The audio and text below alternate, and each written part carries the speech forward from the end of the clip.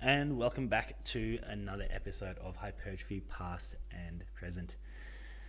Chris, how are you today?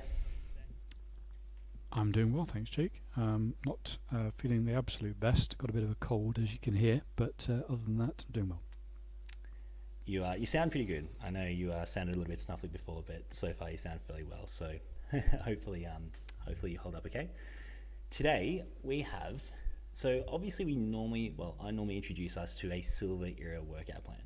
And we did discuss in our first episode kind of these different eras, and I talked about the bronze era, which was sort of obviously before the silver era, and this was where there was more like, I guess, strongman and kind of more like circus lifts, and bodybuilding was sort of becoming a thing, but there weren't any sort of really dedicated bodybuilding shows. There were some, but they were a little bit different. They were more, this performance type thing. And that's not really the era that we focus on that heavily.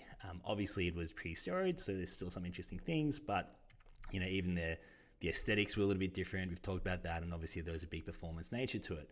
Now, today I do want to go back in time to the Bronze Era, and I do want to talk about a particular figure who is perhaps, I would argue, probably the second most well-known figure of that time, a guy named George Hackenschmidt.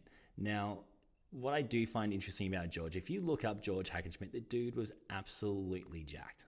Massive, massive guy. Now, he was also a wrestler. He was known as a Russian Lion and a performer, but certainly, for all intents and purposes, a bodybuilder as well, even though we didn't have the classic bodybuilding shows that we have now.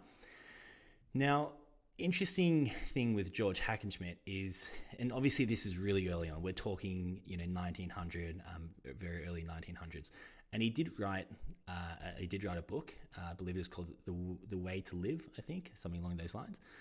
And he does talk about not just exercise, but he talks about eating, and he talks about healthy habits. And the interesting thing with George Hackenschmidt is in the way that he trained, it was quite different to what we see in the silver era. And not just in terms of exercises. So exercises were obviously different as well. A lot of the bronze era exercises were that more sort of strongman style. But even the methodology in which he actually trained was quite a lot different to the other plans we've talked about so far. So I thought it'd be a good example of something a little bit different, something a little bit outside the box for us to talk about.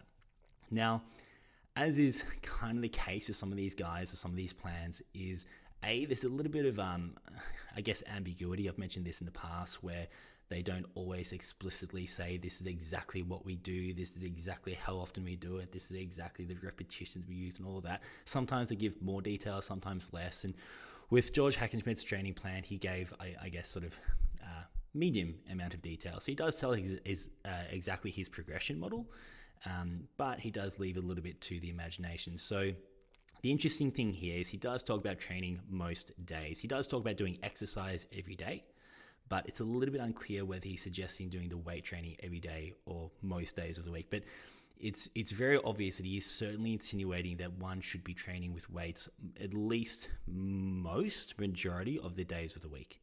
So that's interesting in and of itself. We're talking probably 5 or 6 days a week, maybe even 7 days a week weight training. Now, in order to do that, he recommends a very specific progression model.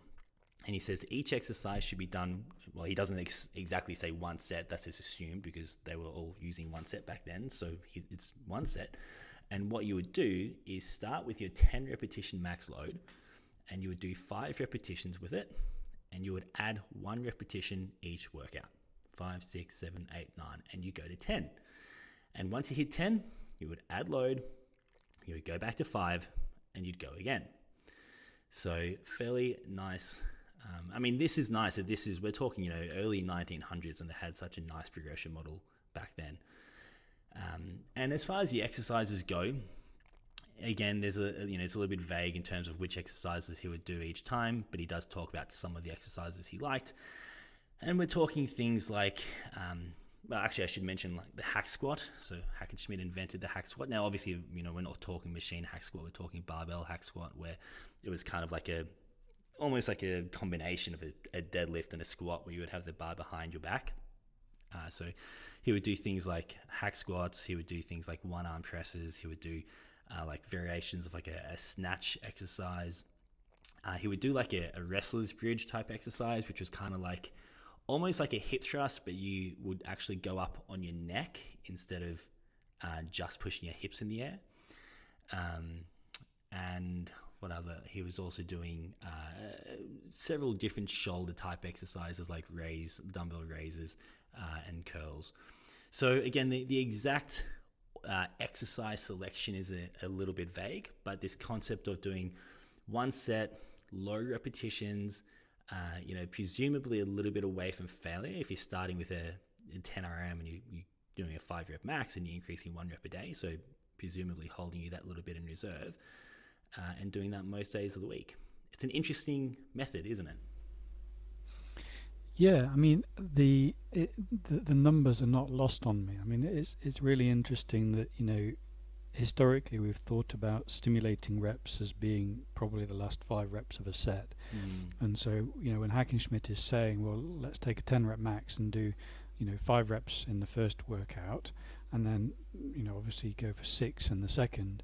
Obviously that first workout is obviously just like a designed to familiarize you with the exercise. Probably isn't doing anything really other than improving coordination a little bit, and then you kind of you go in and you do your sort of 6 and your 7, your 8, and you're doing some stimulating reps.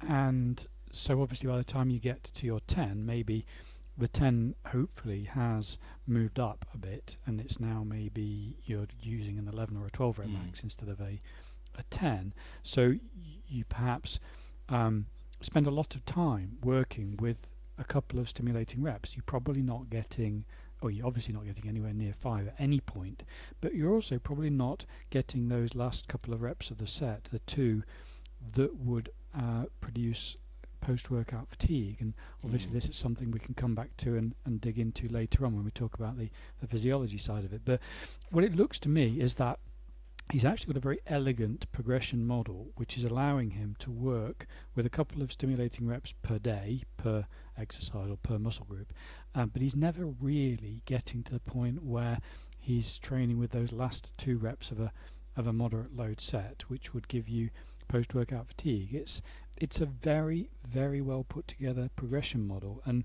this is, I think people think that I'm maybe overstating things when I say, honestly, if you want to really understand really good strength training practices, go back to these guys, bronze and silver era, before anabolics came in, because they had pretty much all the best ideas, and they didn't have any of the anabolics creating problems for them when they were trying to figure out what worked, because they weren't obviously there at the time. So they got the clarity. Everybody was working with the same, from the same starting point and making the same kind of observations. But I really like this progression model, and I think it does exactly what you would want it to do in the context of a daily training program where you're training the same muscle group every single day.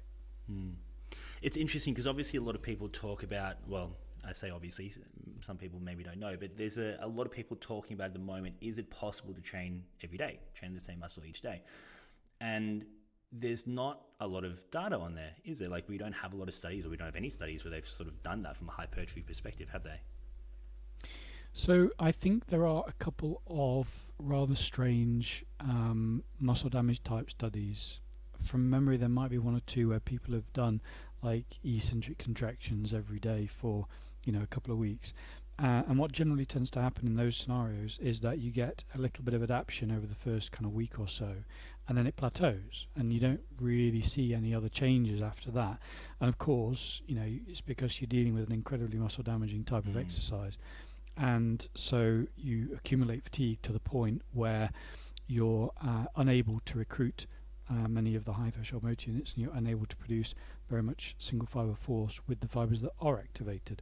And of course that means you're not getting any stimulus for hypertrophy. I mean, ultimately that's the problem with accumulating fatigue, is that it stops you from triggering the adaptations you're trying to trigger. I think that's a really important point just to emphasize, is that people sort of will say, oh, you make too much fuss about fatigue, and you everybody has to get fatigued. It's the cost of kind of doing business if you want to make sort of the adaptations happen. Well, yes and no. You do expect to see a little bit of fatigue in many situations you don't necessarily need it, as Hackenschmidt's program is showing. I mean, it certainly doesn't contribute positively. It's just, as people correctly say, it often is just cost of doing business. But if you start to accumulate that fatigue and you start to reduce the ability to recruit motor units, and you start to reduce the amount of single pivot force by calcium-arm-related fatigue mechanisms, you are not going to be able to make that program continue to produce the adaptations you want it to do.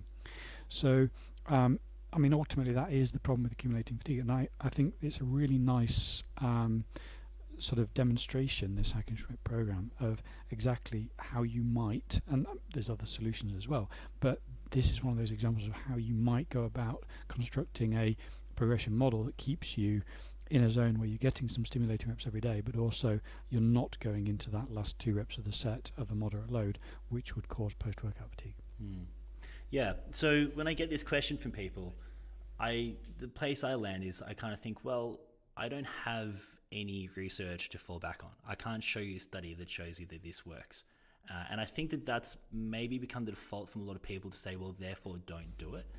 And the answer I give is, well, I don't know. I don't have anything to show you, except I know that George Hackenschmidt was jacked. Like, look at this guy before steroids, obviously N of 1, but a lot of the Bronze Era guys were doing stuff every day. Sandow was doing stuff every day as well. And these guys had no issue building muscle. So clearly there's got to be some way of making this work. Oh, absolutely. And I think you raise a really good point there, which is that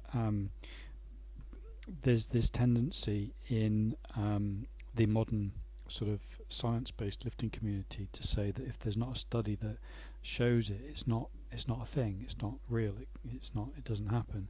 And so, well, no, that's not how science works. Science seeks to test hypotheses about things, but just because, if there's no data about something, it doesn't mean that it's not a thing. It just means that there's no data about it. You can't say, oh well, there's no study, therefore it's not real, it doesn't happen, it's not a thing. So, well, no, it just means there's no data, and that's why really I think it makes so much more sense to start from a physiological perspective and say, what's happening physiologically?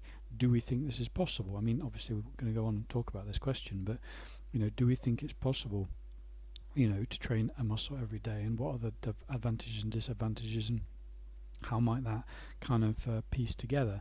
But yeah, there's this kind of tendency in the science-based lifting community to kind of say, well, if there's not a study showing that it happens, we can just say it's not happening. Well, no, that's not the right way around. It just means that there isn't any data. So, as you rightly point out, we can go back and look at history instead, and we can make use of that data. And I'd honestly rather do that than look at the sort of sections of the fitness industry that have been contaminated by the experiences and observations of people who've been using anabolics for 50 or 60 years. Yeah. So that's the goal of this podcast. Let's talk about, understanding that we do have some limitation in data, like you said, but based on a physiological model and understanding how this stuff works, what might it look like if someone wanted to effectively train every day? And like you said, what might be some of the pros and what might be some of the cons? Well, before I answer that question, let me just give a couple of background blocks of information. So I'm just going to talk a little bit about the stimulus period and what we know about that, and what data exists, and what we can and can't say based on the myofibrillar protein synthesis rate elevations and things like that. And then secondly, talk a little bit about what we know about post-workout fatigue, although to be honest, I've kind of already kind of summarized that. So when we are thinking about training with a very, very high frequency, like training a muscle every day, we obviously want to know as much as we can about the duration of the stimulus period. Now, the reason we want to know that is because there is a limit on how high you can push muscle protein synthesis rates or myofibrillar protein synthesis rates before they just kind of cap out. Now, for clarity, when we say muscle protein synthesis, what we're referring to is any muscle protein, so the study is set up to look at the any sort of muscle proteins, which of course is very much less precise than looking at myofibrillar proteins. And of course, myofibrillar protein synthesis is looking very specifically at the myofibril kind of fraction. So generally speaking, we tend to regard myofibrillar protein synthesis as being a more specific indicator of hypertrophy. It's not different from muscle damage repair. So if we look at muscle protein synthesis rates, you'll see that those are elevated after damaging situations, even if they're not related to exercise. And you'll see the same thing with myofibrillar protein synthesis rate elevation. So what you can't do is say, oh, well, it's myofibrillar protein synthesis rates, therefore it doesn't include damage. It absolutely does. They both deal with damage as well as with hypertrophy. So we've got these two kind of measurements that we can take. One is an elevation in the muscle protein synthesis. One is an elevation in the myofibrillar protein synthesis. So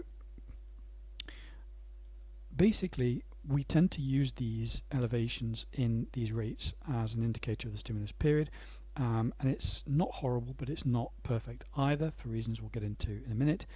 But ultimately, what we're saying is that leaving measurement issues aside, we kind of want the muscle protein synthesis rate to come back down a bit from its very high level before we stimulate it again. Now, this is a really, really important point, and this gets very confusing for people.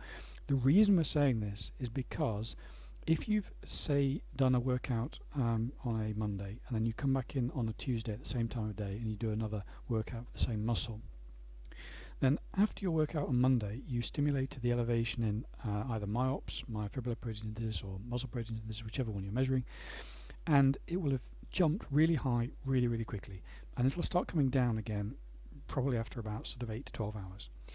And the question then is, if I've still got an elevation present the following day, what does that mean for me in terms of the stimulus that I can generate with the second workout? Well, what it means is that if you're, in the scenario, for example, that myops or MPS were sort of maintained at a really high level all the way through that 24-hour period, and it was still really high at the start of the second workout, what that would mean is that you would not really be able to push myops any higher from that second workout. So your second workout would essentially not do anything, because you've already got a maximum level of myops or MPS from the previous day's workout. Now, that's not the way the curves are, that's not the shape of the curves. Yep. The curves are coming down rapidly after about 12 hours, and they're coming right down to probably about sort of 25%-ish, I forget the exact percentages, of what your peak was the previous day.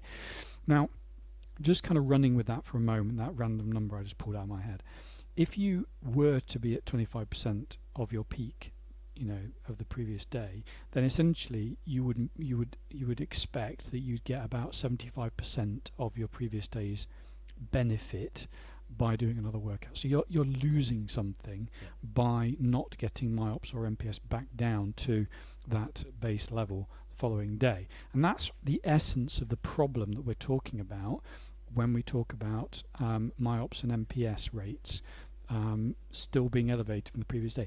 I think some people, when they ask me questions, they go, why do we need to get MPS or myops back down to baseline before we elevate it again? Well, you don't. You absolutely don't need to get it. What we're saying is that you lose something because your peak that you got the previous day was your maximum amount that you could elevate to. You got a certain capacity for increasing the rate. You can think of muscle fibers basically like having these little manufacturing kind of engines or machines in them that sort of spit out proteins, and they're making these, and you elevate the speed at which they make them, the rate at which you make these proteins. So when we say we're elevating the rate of myofibrillar or muscle protein synthesis, we're saying that these machines are kind of pumping out proteins at a faster rate, and that's then aggregating and accumulating inside the fiber and making the hypertrophy happen, or the muscle damage repair happen, as we'll talk about in a minute. But ultimately, if you bring that down to a level which is, say, 25% of your peak, then you can still move from that 25% to the 100%. You've got the 75% there. So you're not losing completely the benefit of that second workout, but you are reducing a part of the advantage, a part of the benefit that you get from that second workout, because you can't bring things all the way back down to baseline. So, summarizing, what I'm saying is that you don't need to get things 100% back down to baseline. You do kind of need to accept that you might lose a little bit of the stimulus that you would have got from that second workout if you start that second workout while you've still got MPS or MYOPS elevated from the previous day. So this is really important because I do see a lot of people get this confused, and there's I would say a very dominant narrative online that says you must wait until MPS is back at baseline before you can train again. And it seems to be presented in a way that's different to what you've just said there, where the insinuation is you will get no benefit unless MPS or MYOPS is back at baseline. And what you said is, no, it's just not additive. So you can't go in and say, well, you've, let's say, doubled MYOPS in one workout, and now it's back down to, say, 50% above baseline. And you're just saying, well, you can't just add another 100% on top of it. You're saying you can just go back to the peak that it was. So the analogy that I guess I would sort of, or metaphor I would come up with there is like, imagine you've got 10 employees and you set all 10 employees to do work, and then 5 of them knock off. Well, when you stimulate MPS again, you don't just get 10 new employees, you get those 5 back again. So you can't just add another 10 onto it and get 15, but you're saying you can still go back to that peak. Yeah, exactly. Basically, you've got a peak that you can reach, and that peak is very, very pointy in the first kind of 12 hours. I mean, you can see this from the MPS data most clearly.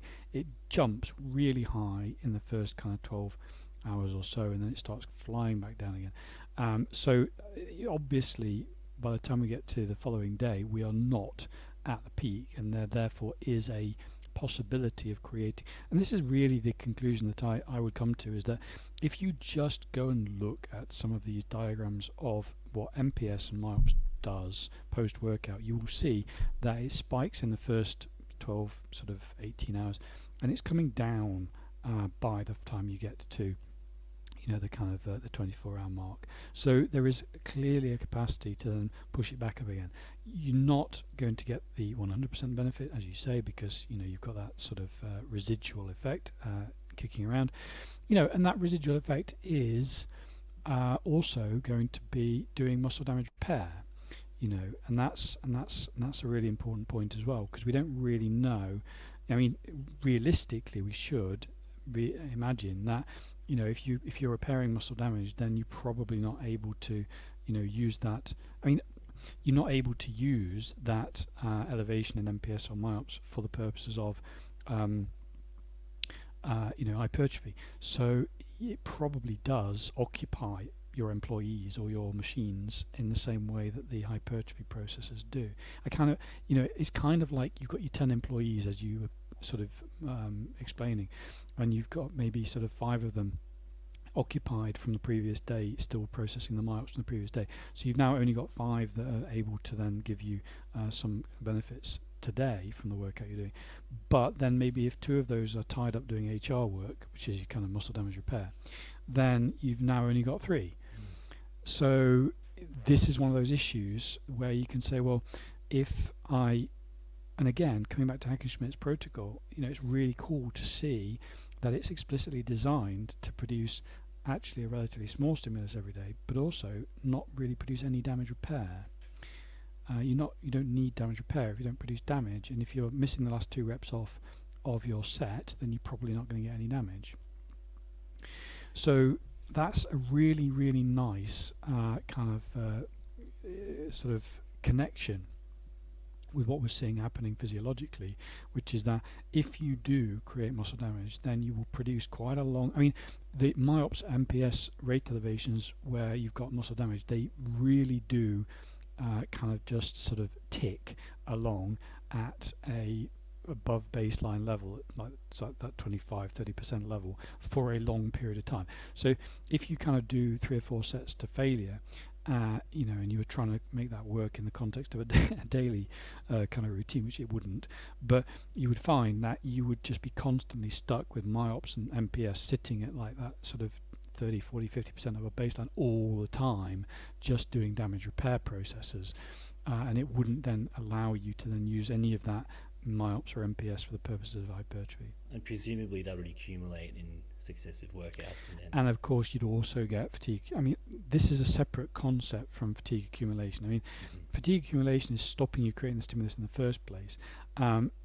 This is what I'm saying here is just talking about, tying up your machines or your your employees in terms of producing this protein that you're trying to add to your muscle fibers. If you're constantly repairing damage, then you're tying up the resources that you want to use for hypertrophy to do damage repair. Now, I know that when we put this out, there's going to be a lot of people being like, no, you can't train every day. And I know one of the arguments that's going to come up, because I've heard it a lot, is that there's some kind of refractory period where you can't stimulate MPS again. There's nothing to suggest that will happen from training? So there's a couple of really nice rodent studies that show that if you try and stimulate hypertrophy, I think it's 8 hours after a previous workout, nothing happens. And one of the really interesting things about those studies is that, and I use those all the time to make a point, which is that you can't use signaling data to make sense of hypertrophy, because if you look at the signaling data tells you that you're stimulating hypertrophy in those situations. You do the workout and you get all of the mTOR signaling and everything all the way through to P70 S6K, and everyone's going, oh yeah, that's telling me we're experiencing hypertrophy. Like, okay, well, why aren't you getting a MYOPS rate elevation after the end of that signaling pathway then? And they kind of make up an excuse and they stop talking to you, because ultimately it's because we've got a blocking situation there that's preventing you from converting that signal into a hypertrophy stimulus, and elevating MYOPS. So yeah, I think there is a period of time in which you can't stimulate another workout, and you can't stimulate another sort of elevation in MYOPS in the same muscle group. And I often refer to that when people are saying, well, can I do some of my workout in the morning and some of my workout in the evening for the same muscle? And I'm like, no, you probably can't. That's one of the things you really probably can't do. I would be much happier if you just did it every day than doing it either end of the day, because I think that's the kind of scenario where you are going to hit this period of time in which you've got this barrier. Now, the nature of that barrier is a separate question, and there's all kinds of interesting things that we said about that, and I don't want to go there today, but I think that's definitely not the case if you go the full 24 hours. I think you go the full 24 hours, it's just gone by that point. We're back to a reset sort of state, and all we're really dealing with then is what have I got going on in terms of MYOPS rate elevations or MPS rate elevations. Am I back down at baseline? Am I at 25%, 30%-ish? Or am I all the way up at the top level that I was, at the peak the previous day? Well, you're not going to be at the peak the previous day. You are going to be probably somewhere around the 20, 30, 40% mark. So you're going to find that you've got a less effective stimulus. I'm not denying that. So let's be totally clear. You are going to get a slightly less effective stimulus than if you let MYOPS come all the way back to baseline. But there's nothing magical about getting all the way back down to baseline. Absolutely not. You can just take the hit and say, well, okay, I don't get the 20-30% that I was trying to get, but I'm training more regularly, so I win some, I lose some. There's a downside and an upside. So there's definitely, it's important to say that there's nothing magical about coming all the way back down to baseline. You are just accepting that you're losing something. I do need to ask, because I'm sure people listening are thinking now, okay, you said you can't train 8 hours later, so how long, like if you were to do there seems to be a resurgence of very, very, very long workouts. And I'm hearing some people now talk about 3 to 4 hour workouts, which blows my mind. But I'm sure those people listening to this will be thinking, holy moly, what's happening then if it's a 4-hour gap? If you're saying an 8-hour gap won't work, do you know what the short end of that timeline is? No, not really. I would say it probably is around that 3 or 4 hour mark. I think if we look at what's, essentially you kind of you do the workout, and then you look to see where various events start to happen, and I mean, ultimately what we're looking for is the inflammation and the oxidative stress that's tend to sort of start developing in the post-workout period. Now, you can look at studies and they'll show some of that starting to kick off around the 3-hour mark. Some studies show more like 6 hours. And then you kind of like, well, you know, I've got some human data, I've got some animal data, how different is all of that? And it's like, honestly, I wouldn't want to put a number down. I mean, I'm relatively confident that if you're doing them at the opposite ends of the day, you know, morning and then evening, I think you're probably well into the territory where you're going to have a problem there. If you're just doing a really long workout and you know, like Doug Hepburn used to do, you know, kind of playing golf between squats, sets of squats, you know, I think those are kind of the interesting sort of situations where like you're kind of probably pushing up against the limit of what you can do. How many people are really doing that? I don't know, but I think if you were to say, you know, 3 hours you're probably okay, then I don't think that's going to be wildly wrong. I think if people are going much over 3 hours, then I think they're probably into dangerous territory. But honestly, if you're doing a 3-hour workout, you're not training every day. No, that's true. And you're also probably not doing the same muscle at the start and end of that workout. That'd be an odd way of exactly. So, you know, it's probably a little bit irrelevant for what we're trying to talk about at the moment. So if there's not a significant refractory period the following day and you're saying you can still increase MPS even or MYOPS even if you know there's still a bit of an elevation, so we're saying, again, the way my head works here, the metaphor I'd think here is, imagine you were, you know, being paid $200. You could be paid $200 a day, but you can't work successive days, or you can get paid $150 and work successive days. That feels to me what we're saying. You're not going to get the same impact in terms of stimulus, but you're still getting a decent stimulus, so you're still able to, if you do things right the way George Hackenschmidt did. That seems like it could be a worthwhile payoff or trade-off. So yeah, I wouldn't say that we're comparing apples and apples there. So the reason I say that is because if you were to construct a standard full body 3 times a week program or every other day program, then you would probably be doing 2 or 3 sets. Yeah, so we're comparing doing a single. Yeah, okay, true. Yeah. So you kind of got to elevate your sort of your $200 a little bit there. And it's no longer 200, it's probably more like 300 or so. So that then starts to make it a little bit more probably similar, in the sense that if we're doing daily training, we're probably not even getting a full set. I mean, if you look at Hackenschmidt, he's not getting a full set of stimulating reps. He's probably getting 3 stimulating reps max. So again, you're discounting back again off your 1 set. It's probably not 1 set, it's probably more like, you know, sort of half a set or a bit more than half a set maybe. So I think really it probably is a little bit closer to the 3 sets 3 times a week or 3 sets every other day that we've kind of settled into being the probably default solution for most people most of the time, you know.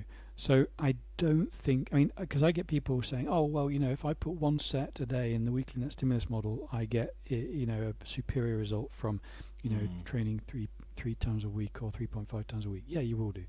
Can you really do that though? You know, and as we pointed out at the beginning of this podcast, there's no data to tell you whether that's doable or not. We're just kind of looking at Hackenschmidt's protocol today and saying, you know, what's he doing? He's not doing a full set. He's not.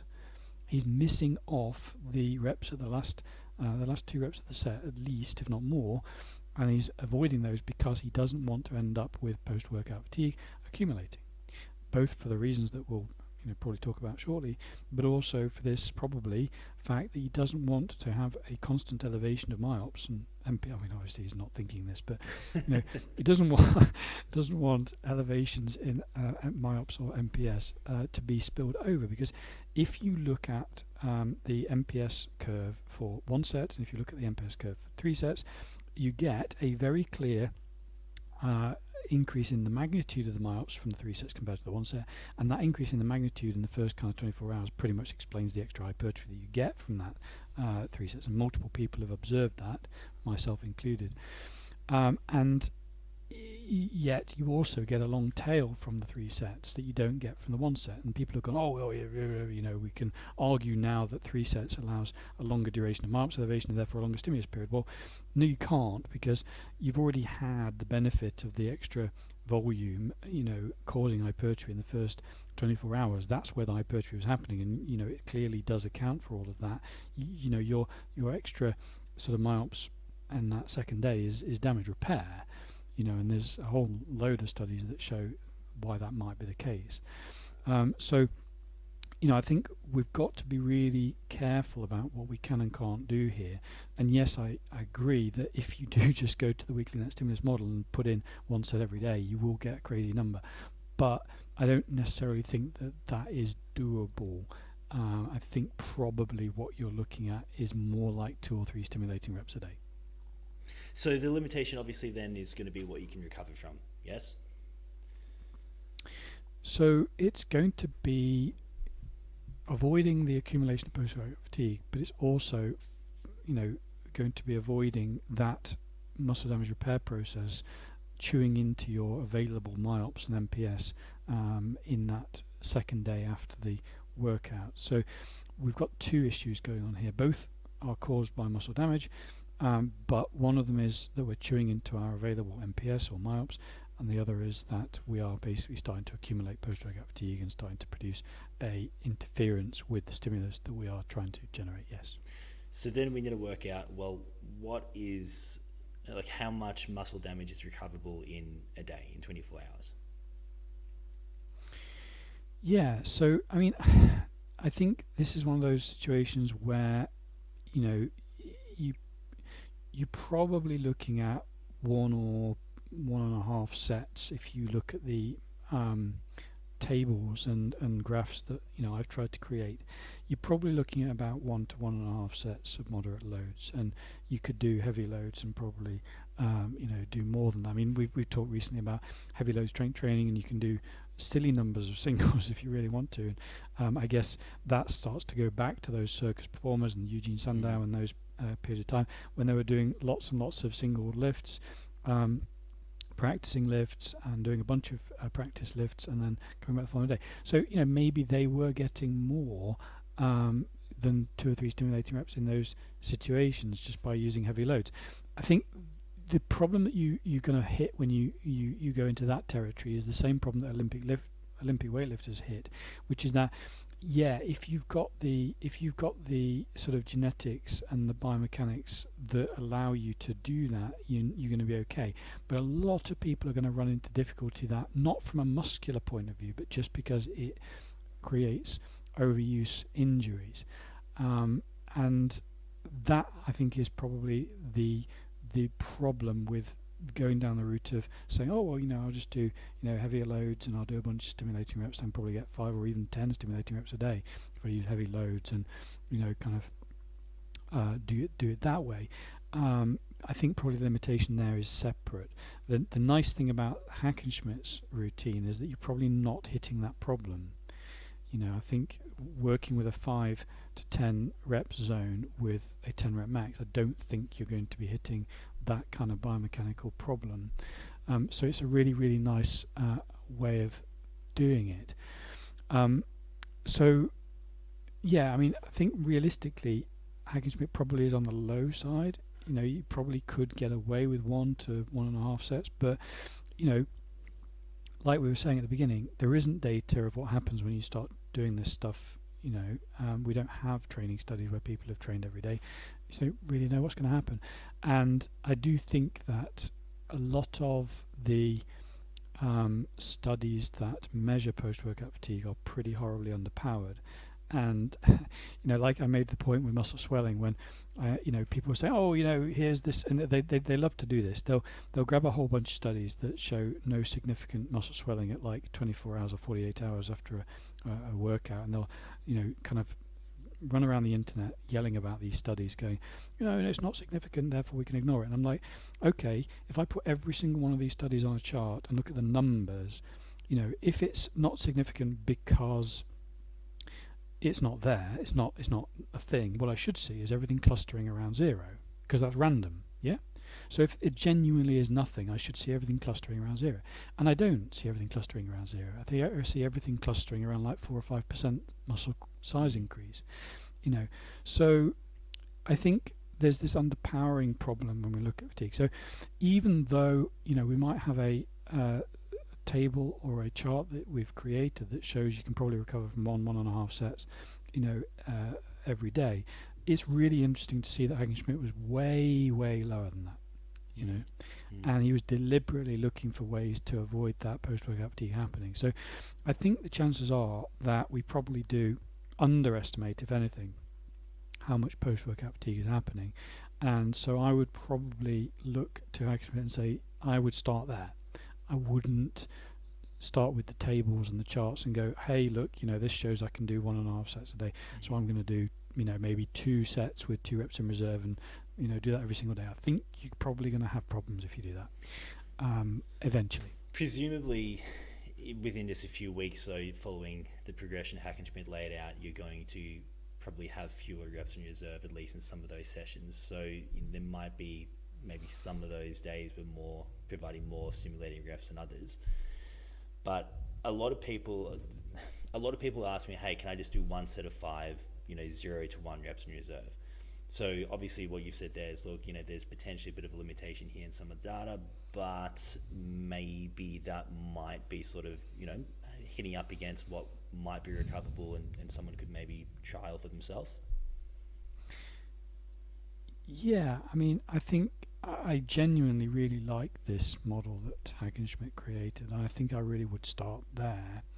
And as you say, like with the Hepburn routines, you do these for a couple of weeks, couple of months, and you start to feel like you're pushing things a bit harder, and that's inevitable. So I think it's a really cool starting point. I've never really been happy with the idea of doing a single set of moderate or moderately heavy loads a day and training to failure and making that work. I don't think that will really allow recovery to happen.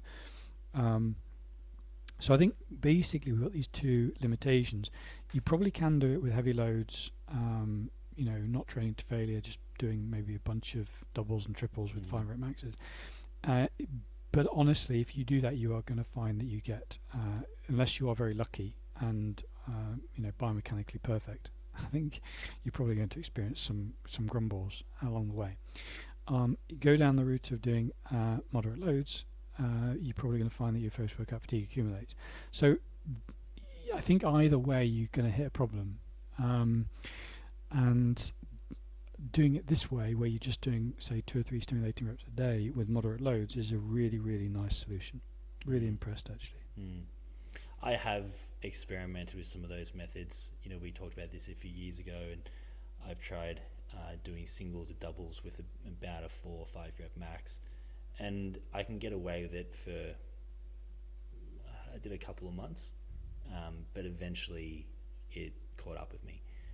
And maybe different exercises or different muscles might be different, but I tried it on a few different things, and it did beat me up a bit.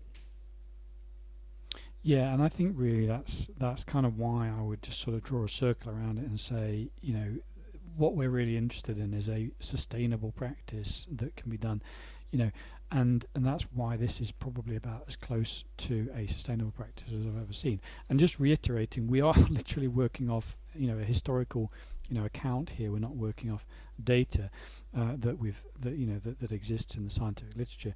It's just interesting to note how much of the physiology is clearly apparent in a routine like this, where you're getting a couple of stimulating reps. It's going to produce a bump in the MPS or MYOPS, and it's going to probably come down pretty much to baseline within sort of 24 to 36 hours, and you're going to get a very nice bump the following day when you train again, and you're never really going to accumulate post-workout fatigue because you're missing those last couple of reps of the set. It's really nice the way that he's done this. It's very impressive. So ultimately I think that would be my starting point. I really would. So the two questions I've got for you then would be A, is there anything else to consider if someone was planning on giving something like this a go? And then B, are there any specific advantages? Because you've kind of talked about, well, if you're doing multi-sets and you're doing it every second day, obviously you're going to get a higher spike of myops, and the hypertrophy potential of that is going to be higher than a single set or even a couple of simulating reps. So is there actually a specific benefit to doing it this way, or would it just be someone preferred it or wanted to experiment with it? I think experimentation is probably the main reason why you would do something like this. I mean, like you were talking about, recently. The sort of thing that I would probably put as the first suggestion for making this kind of thing work would be to rotate exercises. Do not do the same exact exercise every day. So, by all means, play around with training a muscle every day, but I think you could probably have this is interesting because we've talked before about how you really can't do ABC routines in a full body situation. You can't do ABC routines in an upper lower situation. You can't even do AB in an upper lower situation if you're doing them classically as 4 workouts a week. You can if you're doing 6, but that's not really upper lower. That's full body split out into upper and lower components. But you could here. ABC, you could do ABC. You could do ABC, over and 6 so days you and could have a day off. Yeah, absolutely.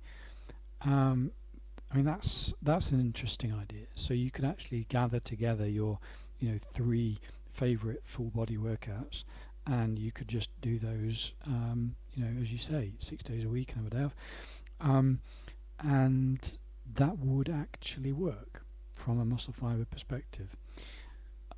That's interesting. I mean, one thing I didn't mention about Hackenschmidt is he does talk about these sessions are quite short. I forget exactly how long, but I think he specified somewhere in the realms of 20 to 30 minutes. So in this scenario, I guess it would be that if you're picking one exercise per muscle, one set, it would be a fairly short workout. You're basically doing your 20, 30 minute workout 6 days a week instead of your hour session every other day. Yeah, and I doubt you would need enormous amounts of warm-up for most of the lifts.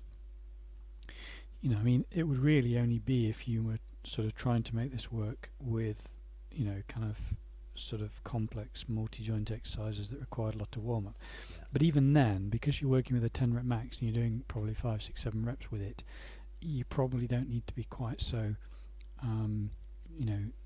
sort of dedicated to the warm-up as you would be if you were trying to do a lot heavier loads, or you were trying to train to failure or anything like that. So I think really it's a very interesting approach. I still think my default would always be full body 3 times a week or every other day. I think that is probably the easiest and most elegant way of solving the problem. But as you say, for people who really want to train every day, people who want to experiment, people who want to see what happens, I think, doing sort of ABC across 6 days with, sort of training the same muscles but with different exercises, using Hackenschmidt's protocol, progressive overload, I think that could be a really interesting experiment. I think it would be really interesting to play around with. I don't think it will come out better than training 3 or 3.5 times a week, but for some people it might just work for scheduling reasons, or maybe they've got a home gym and they just run in there for 20-25 minutes and run out again. I don't know. I mean, that's what I'm thinking too. If you have some equipment at home, or even if you're a PT and you only get half an hour between a client to do a session, and you're on the gym floor 5 or 6 days a week, there might be some scenarios where this just works. It's just more convenient, and realistically 90% of people this is going to need to be a less convenient option, but there'll be some people out there where it might just work really well. Yeah, absolutely. Again, very limited data. really just building stuff up from history and physiology, not trying to tell people that this is the next big thing at all. Far from it. Just kind of talking around a concept and seeing, what might work, what could work, and why. And hopefully just dispelling this myth that we need to get myops back down to baseline before you train again. You don't need to get it all the way back down to baseline. You just need to accept that anything above baseline is lost benefit, really. So yeah, sure, if you were still at 100% above baseline from the previous day, as in 100% of your peak, then you would not be getting any benefit. But that's not happening. That's absolutely not happening.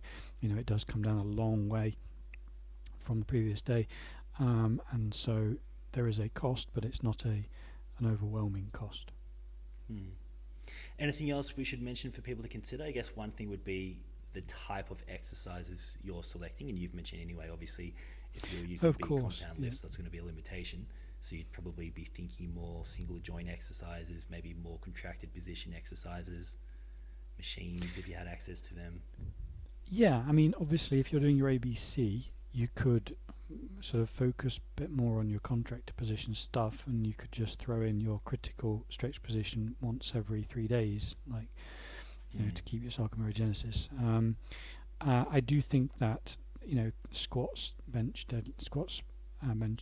presses and deadlifts are probably going to be the most complicated and difficult ones. Deadlift actually might not be horrible, or a deadlift variation might not be horrible, like a rack pull maybe, but or an RDL. But certainly a kind of classic powerlift is probably going to be really difficult to warm up for, and you're just not going to feel like it makes any sense. So that would probably be the biggest downside. But yeah, I mean, you could go down the contracted position route. That would certainly give a big benefit in terms of avoiding post-workout fatigue, but that's always the case. And it's just that not every muscle will let you do that, so that's a challenge. But yeah, so I think practically it's all the same stuff we've talked about in other situations. Managing post-workout fatigue is always going to be an issue in anybody's program, even whether they're training every other day or every day. Cool. So if there's someone out there listening who's going to jump in and give this a go, we'd love to hear feedback. Is there anything else you want to mention before we sign off? No, hopefully that was short and sweet and interesting for people. As I say, absolutely not saying that this is the next big thing or anything like that. I'm just hoping to clarify how the physiology works and mesh it with the history, which is really the purpose of this podcast in every podcast that we do. Yeah, and it's a question that's coming up a lot at the moment. People are interested in doing this, and like I said, we're not pushing you to do it, but if you guys want to give it a go, A, give it a go, see how you respond, and B, we wanted to talk and provide a little bit of physiology and a little bit of stuff there to think about that might help you if you do plan on giving it a go. So let us know, give us some feedback. We'd love to hear how it goes. And until next time, thank you for joining us, and hopefully you'll join us next week for another episode.